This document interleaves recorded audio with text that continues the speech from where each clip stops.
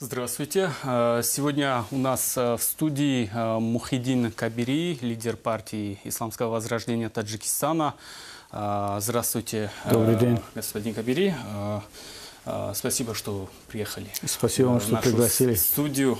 И сегодня мы поговорим о прошедших выборах в Таджикистане, подведем некоторые итоги.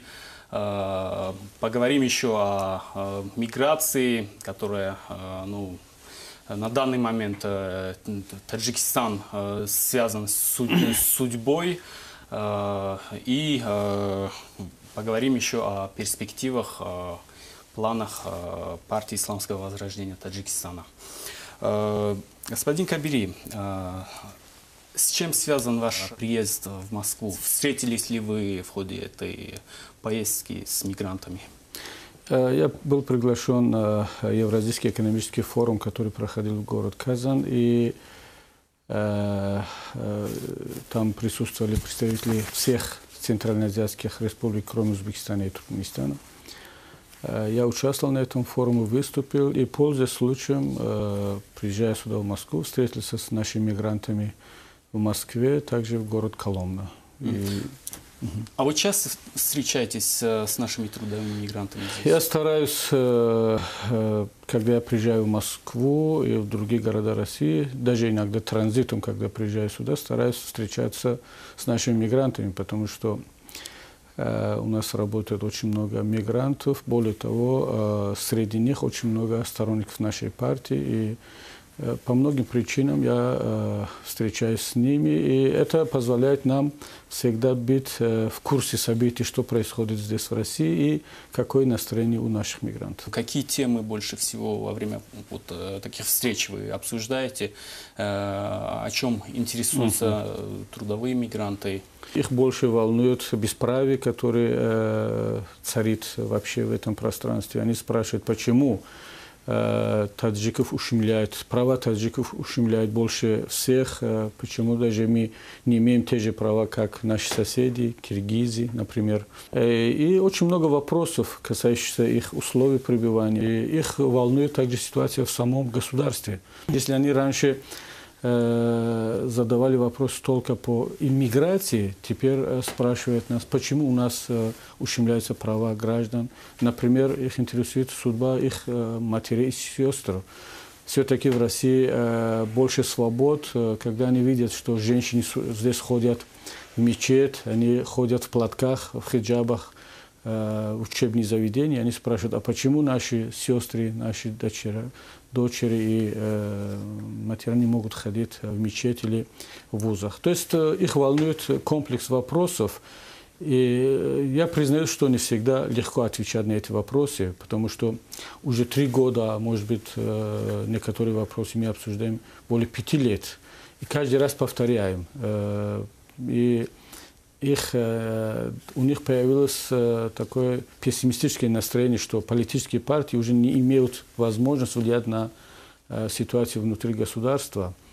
И это общее разочарование в политической системе, в том числе и в политических партиях, нас немножко волнует. Я думаю, что мы должны в Душанбе над этим подумать, как вернуть доверие граждан вообще к политическим механизмам, к выборам, к политическим партиям. По официальным данным, здесь в России там находится чуть больше 1 миллиона граждан, а по неофициальным более 2 миллионов. Если, по вашим словам, они начали интересоваться политикой, как вы намерены привлечь их к активному участию в политике?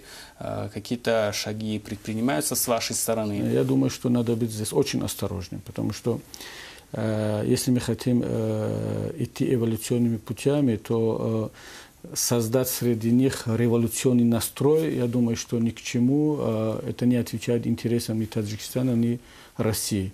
Но и все время вот такая политика, которую сейчас проводит наша власть, держать молодежь, которая находится в России, в каком-то зомбированном, скажем, виде, это не в интересах народа, государства, потому что эта толпа в любой момент может взорваться, и любая маленькая причина может служить катализатором негативных событий. Поэтому я за то, чтобы постепенно привлечь молодежь к более активному участию в политической жизни, воспитать их и признавать их права, что они имеют равные права с гражданами, которые находятся внутри государства. То есть от того, что власти, так скажем, экспортируют активную часть населения в Россию, от этого проблем не убавляется?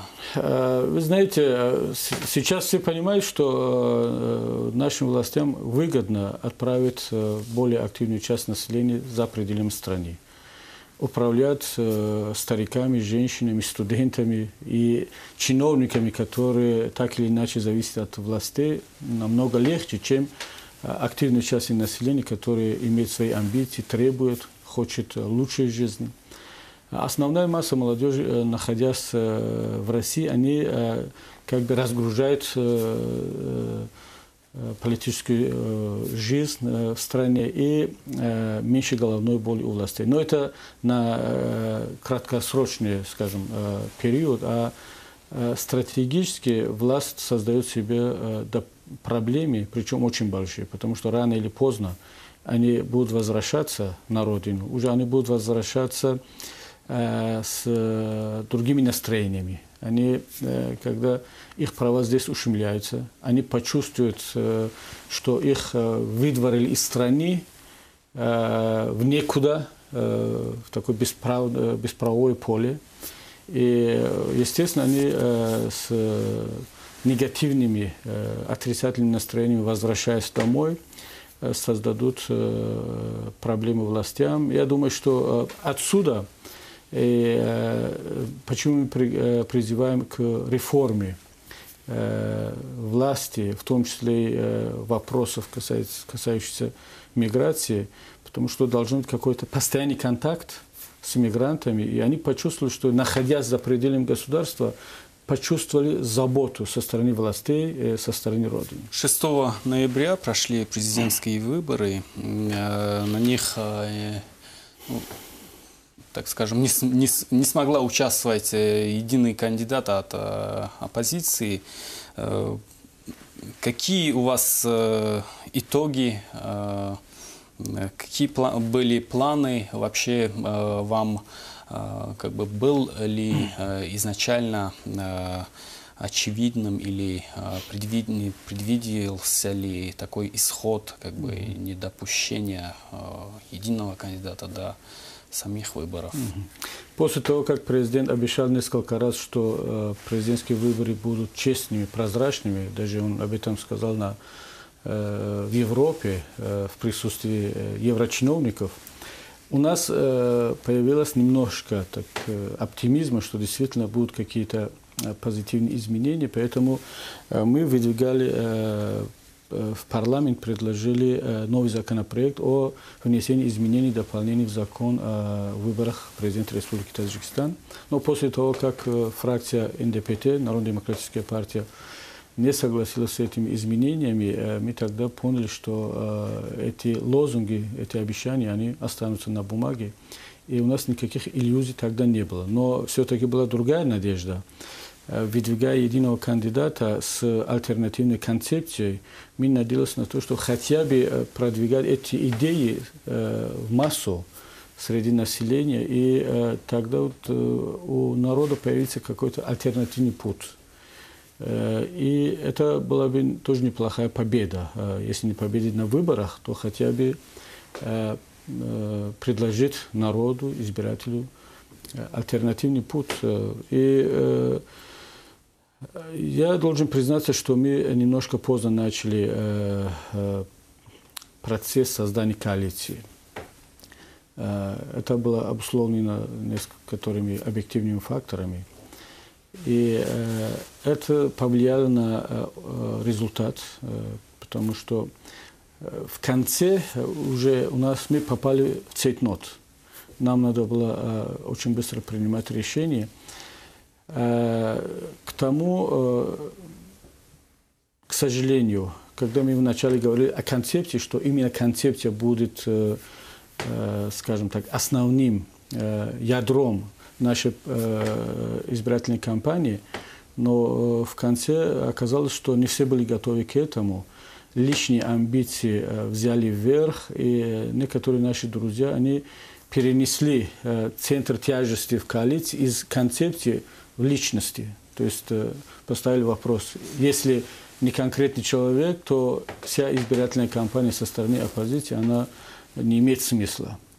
То есть оппозиция настолько слаба, что она, две партии, всем известно, что там социал-демократическая партия и партия исламского возрождения, они не смогли договориться. Я не думаю, что наша оппозиция настолько слаба, чтобы мы не могли бы договориться. Просто амбиции оказались выше, чем общие интересы. И это печально, надо признавать, что я лично не думал, что у некоторых наших друзей личные амбиции настолько высоки, что они не могут принимать другого кандидата из этой же коалиции, в котором они участвуют.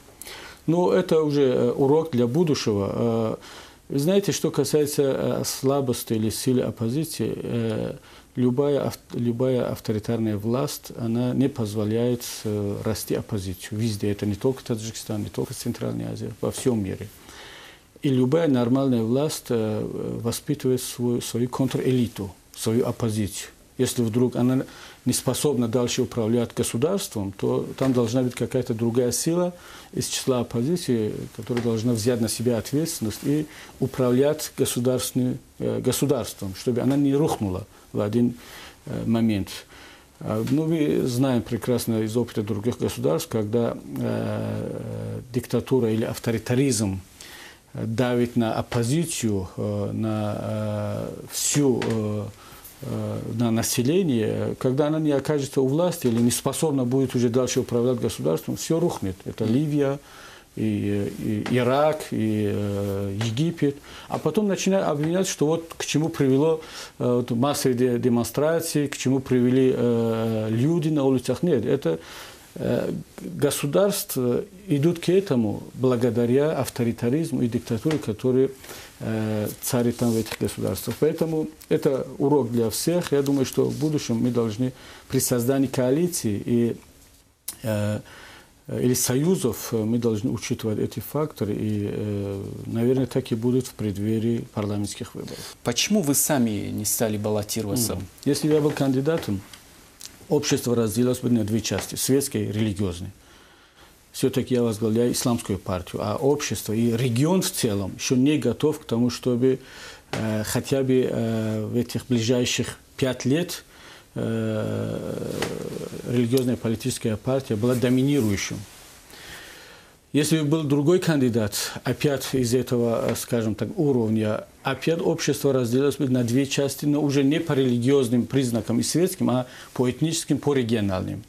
То есть мы сами, выдвигая кандидатов из числа лидеров партии, разделили бы общество на две части.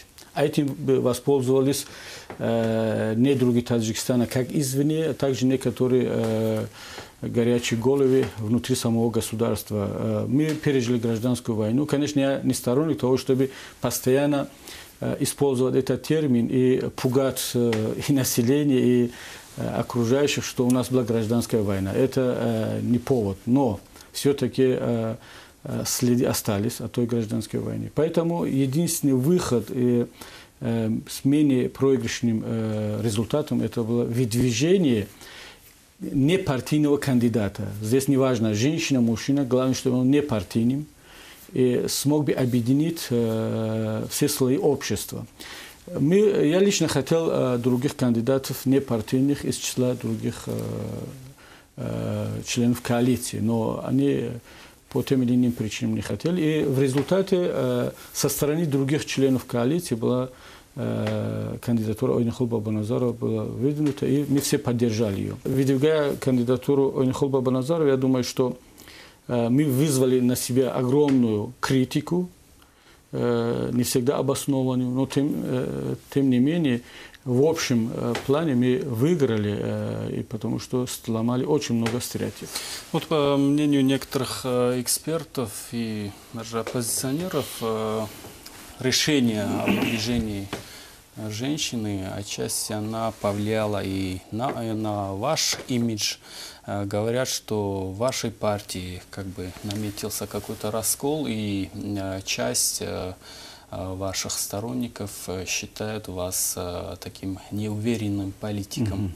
Вообще, какая сейчас ситуация с партией, и вы согласны с мнением, что вы действуете, в общем-то, неувереннее там на политической сцене в Таджикистане? Вы знаете, я, кроме того, что я политик, я еще политолог, занимался наукой и защитил кандидатскую диссертацию именно по политологии. То есть я иногда смотрю на вещи через призму политологии, и не только как активный политик. Я слежу за настроениями как внутри партии, так и за пределами. И вот эти анализы, которые я читаю, до меня тоже доходят, что якобы там внутри нашей партии есть раскол, и в партию стали уже относиться ко мне как неуверенному лидеру. Я с этим не согласен. Если бы мы выбрали другую тактику, раскола было бы больше. И почему?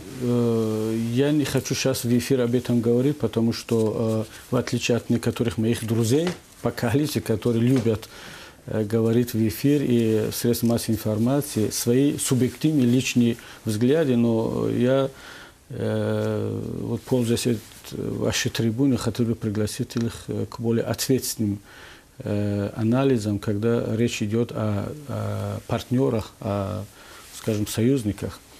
Я думаю, что все сценарии для нашей партии, они были бы проигрышными.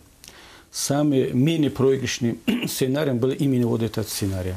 И мы вышли из этой борьбы с меньшими потерями. Я не согласен с этими утверждениями, что у нас внутри партии есть раскол. Я часто езжу, встречаюсь. И, кстати, у нас очень откровенный разговор по всем вопросам.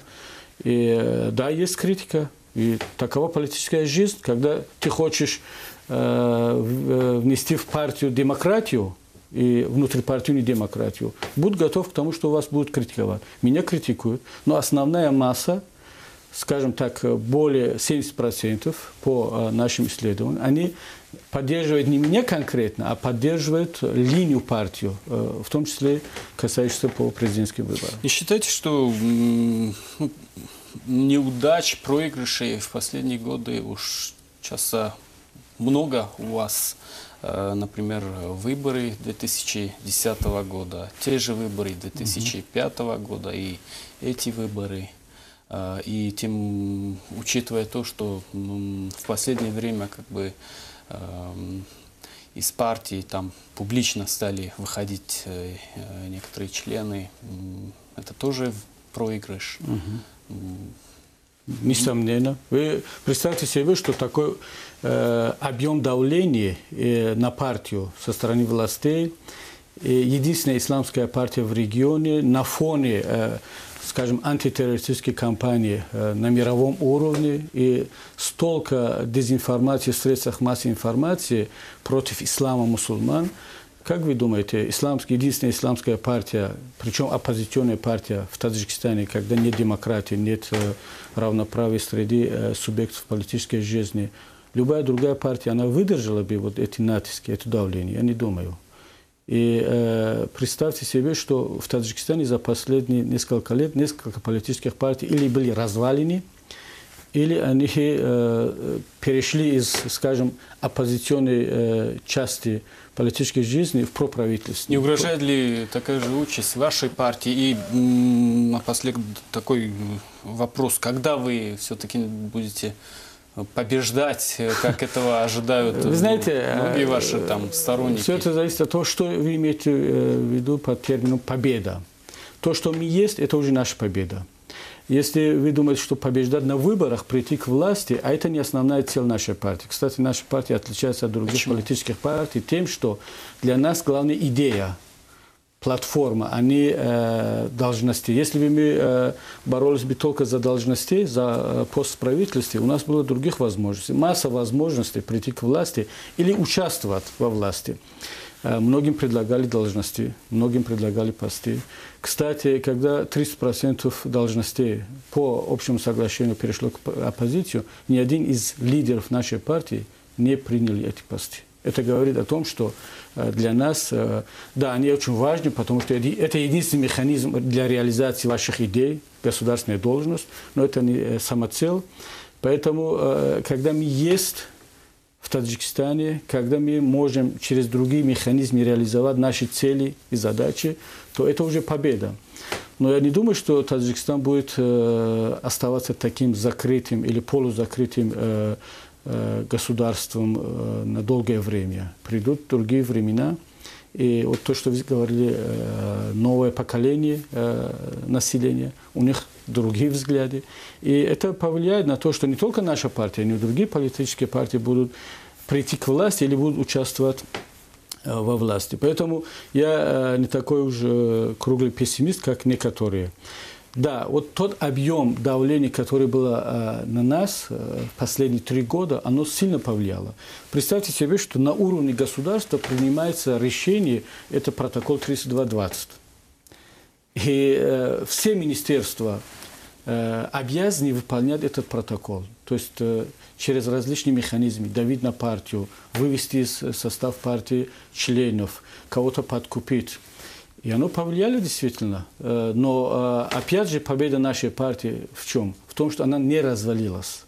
Она сохранилась как единая партия, участвовала на выборах, вышла из этих круговоротов, которые создали вокруг нашей партии. Вы не боитесь, что вот такой пессимизм, о котором вы говорите, она приведет к тому, что приведет к массовому исходу членов вашей партии, потому что вы говорите, что самоцелью является идея. Каждая партия обычно она существует для того, чтобы прийти во власть. Я понимаю, о чем вы говорите, что вот этот общий пессимизм приведет к тому, что некоторые члены нашей партии начинают уже покидать наши ряды. А куда они уйдут? Они ни в коем случае член нашей партии, который вышел из состава нашей партии, он не идет в Народно-демократическую партию или в коммунистическую партию. Идет в сторону радикализации к подпольным организациям, которые, к сожалению, у нас полно в регионе. Не только в Таджикистане, я имею в виду Центральную Азию. А это кому выгодно? Властям? Я не думаю. Это не выгодно ни нам, ни властям, ни вообще Центральной Азии. Поэтому, когда мы говорим, что нашим друзьям во власти, что вы давите на нашу партию, создавая искусственные барьеры, тем самым в перспективе вы сами себе создаете проблему и обществу.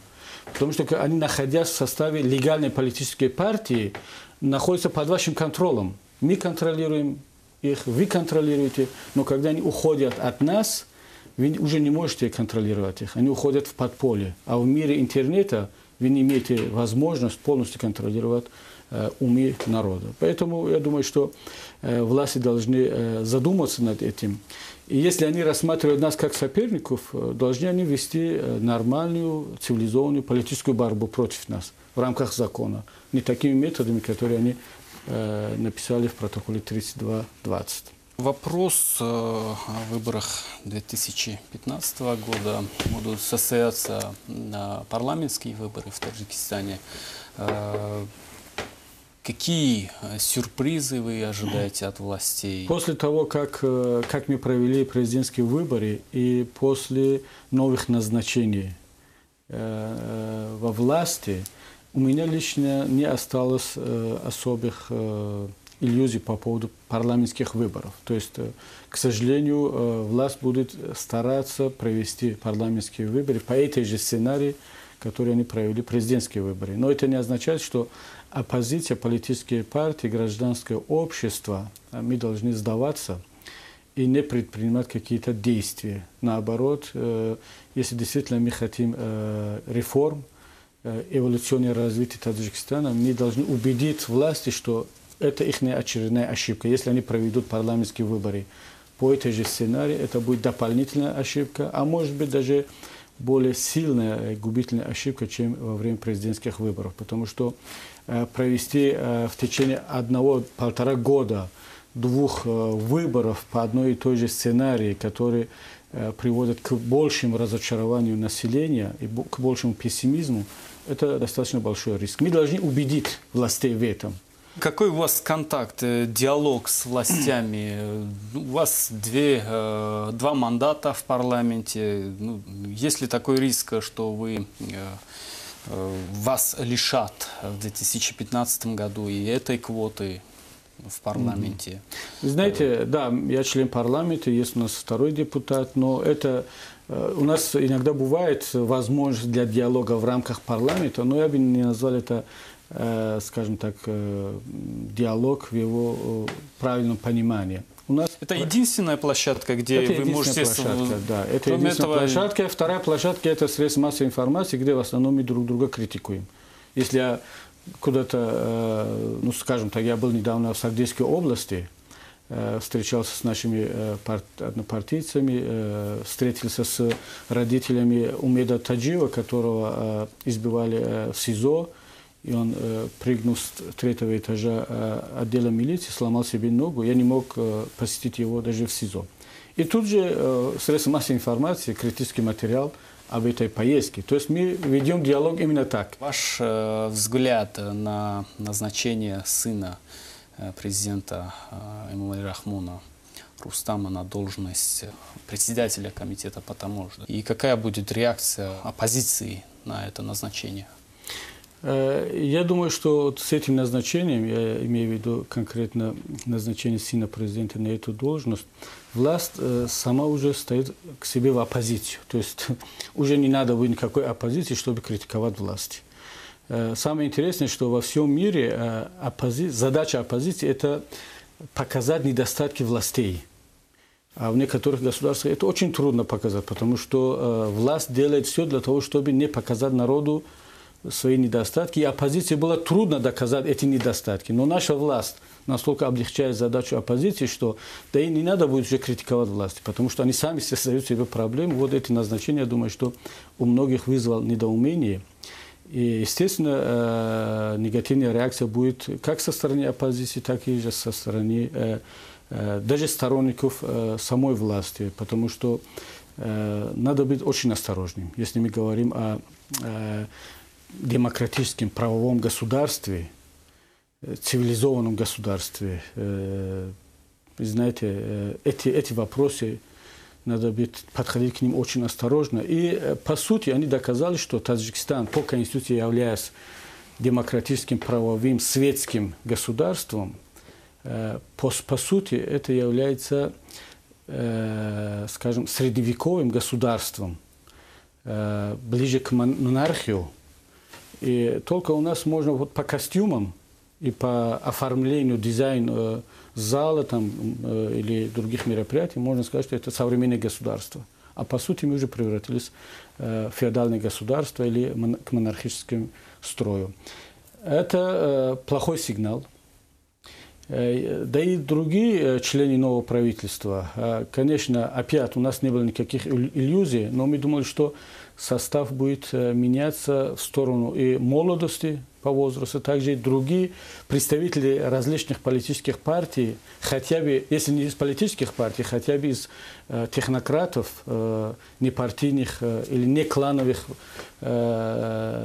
скажем, профессионалов, они будут приглашены. Ну а что означает рокировка, скажем, одного члена правительства в другую должность? Это, я думаю, что ничему хорошему не приведет. У нас получается сейчас такое правительство безликое, серое правительство. Ни один министр не показал себя в прошлом как личность, как чиновник, который имеет собственную позицию и может взять на себя какую-то ответственность. Теперь весь груз ответственности опять лежит на президента. Он должен решать за всех, он должен давать какие-то указания, а министры должны выполнять. А министр, по сути, в любом государстве, он не только исполнитель, но он принимает решение, он отвечает за это решение. А у нас получается, что принимает решение только президент, и он отвечает за свое решение.